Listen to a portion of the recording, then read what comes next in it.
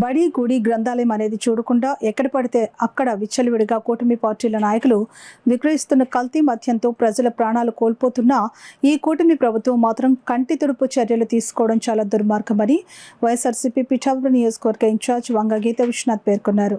రాష్ట్ర ప్రభుత్వమే నకిలీ మద్యాన్ని విక్రయిస్తోందని ఆరోపిస్తూ పార్టీ ఇచ్చిన పిలుపులో భాగంగా పీఠాపురం పట్టణం సీతయ్య గారి తోటలో ఉన్న ప్రొహిబిషన్ అండ్ ఎక్సైజ్ స్టేషన్ ఎదుట వంగ గీతా విశ్వనాథ్ ఆధ్వర్యంలో వైఎస్ఆర్సీపీ శ్రేణులు నిరసన కార్యక్రమం చేపట్టారు.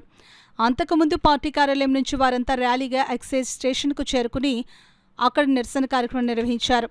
నకిలీ మద్యాన్ని అరికట్టాలని నినాదాలు చేశారు. ఎక్సైజ్ పిఠాపురం సీఐ వెంకటలక్ష్మికి వినతిపత్రం అందజేశారు. ఈ సందర్భంగా కార్యక్రమానికి హాజరైన జడ్పీ చైర్మన్ విప్పర్తి వేణుగోపాల్ వంగ గీతా విశ్వనాథ్ మీడియాతో మాట్లాడారు. ప్రజల ప్రాణాలను హరిస్తున్నటువంటి ఈ ఉమ్మడి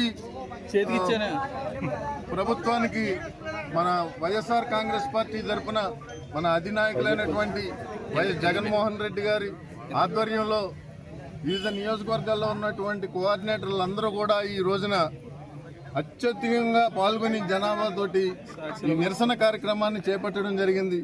ఈ రోజున మన పిఠాపురం నియోజకవర్గంలో కూడా గౌరవ శ్రీమతి వంగ గీతా విశ్వనాథ్ గారి ఆధ్వర్యంలో ఇక్కడ అత్యధిక మంది కార్యకర్తలు వైఎస్ఆర్ కుటుంబ సభ్యులందరూ పాల్గొని ఈ నిరసన తెలియపరచడం జరిగింది.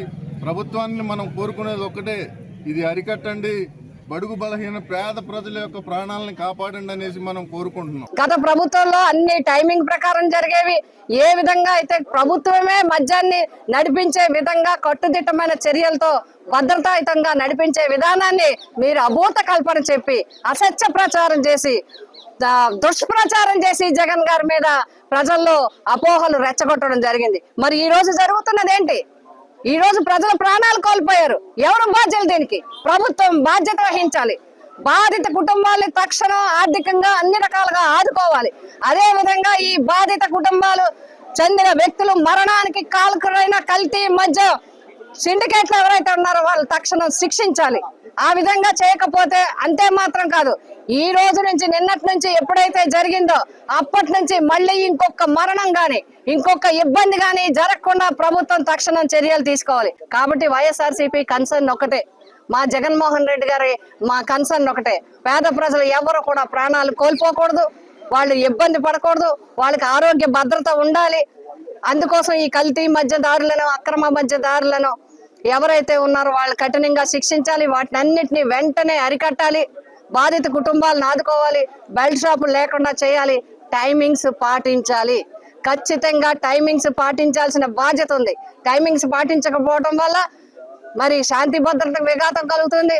ఆడవాళ్ళైనా ఎవరైనా బయటకు వెళ్ళాలంటే ఇబ్బంది కలిగే పరిస్థితులు ఏర్పడుతున్నాయి. కాబట్టి వీటిని అన్నిటినీ ప్రభుత్వము కేవలము ప్రెస్ మీట్ పెట్టో నామమాత్రపు ఎక్సైజ్ మీటింగ్లు పెట్టో చేస్తే కుదరదు.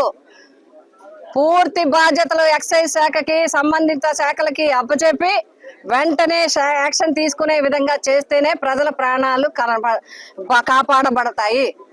ప్రజల ప్రాణాలు కాపాడే వరకు, ఈ అక్రమ బెల్ట్ షాపులు అక్రమ మద్యాన్ని శిక్షించే వరకు, అక్రమ మద్యాన్ని నిలిపివేసే వరకు జగన్ గారి నాయకత్వంలో వైఎస్ఆర్సీపీ పార్టీ పోరాటం చేస్తూనే ఉంటుంది.